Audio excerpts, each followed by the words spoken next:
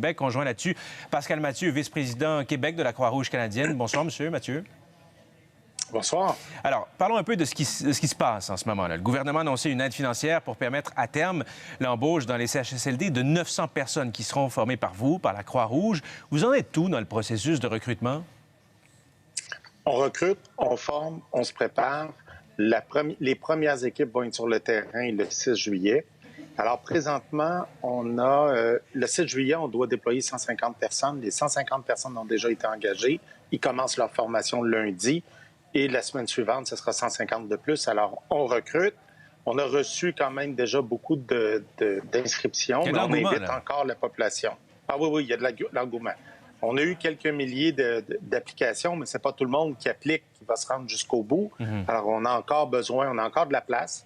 Donc, ce qu'on cherche, c'est des gens dynamiques, idéalement en bonne santé, parce que c'est quand même un travail ardu, et avec le cœur sur la main. Alors, c'est l'occasion unique pour ceux qui veulent faire une mission humanitaire avec la Croix-Rouge sans quitter le Québec.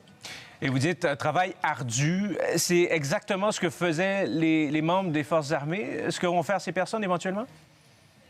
Oui, c'est exactement le même travail. D'ailleurs, c'est nous, à la Croix-Rouge, qui avons formé les militaires avant leur déploiement. Alors, donc, le ministère de la Santé appelle ce rôle-là aide de service. C'est la personne qui assiste un préposé aux bénéficiaires. Ça ne demande pas de formation obligatoire. Nous, on va donner quelques journées de formation, 3 ou 4 jours là, à tout le monde pour les préparer. Donc, la tâche, essentiellement, amener les plateaux de repas, aider des gens là, qui sont autonomes à s'alimenter, enlever la vaisselle, la ramener, changer parfois des draps, faire un peu de nettoyage. Ça prend des gens pour accompagner les bénéficiaires, les gens qui vivent dans les CHSLD lorsqu'ils se déplacent. Alors, c'est ce genre de fonction-là, tout sous la supervision du personnel médical. C'est ça, des gestes qui font la différence. On l'a vu au cours des dernières semaines. Maintenant, vous mentionnez que tout ça se met en branle véritablement à partir du 6 juillet, mais d'ici là, qu'est-ce qui se passe? Il y a bien sûr la crainte qu'on en échappe, là. Oui, mais mes collègues et moi, on a été en conversation tous les jours avec les militaires.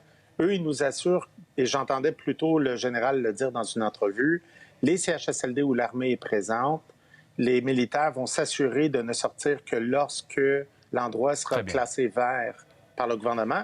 Ce qui implique, là, on est en discussion avec le ministère de la Santé là, qui nous indique où on va aller. Ce qu'on comprend, c'est qu'on va aller dans d'autres CHSLD où les militaires ne seront pas, des endroits où il y a d'autres besoins qui n'ont pas été couverts.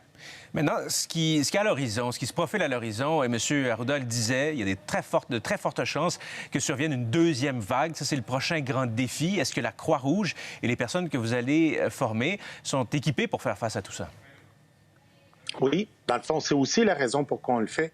Vous savez, il y a encore des besoins dans les CHSLD.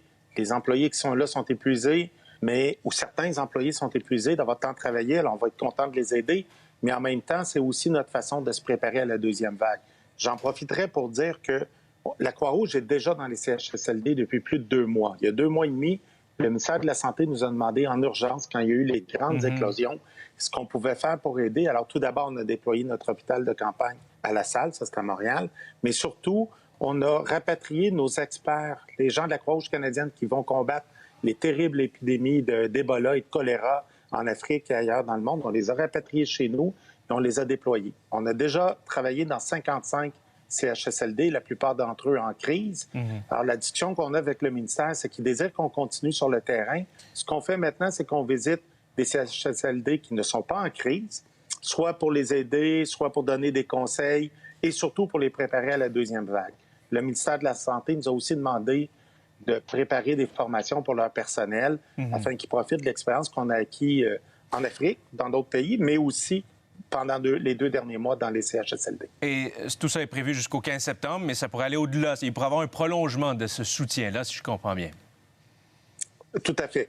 Pour l'instant, on embauche des gens qui sont disponibles pour l'été jusqu'au 15 septembre. Mais, vous savez, avec la COVID nous a déjà réservé beaucoup de surprises. Il peut en avoir d'autres.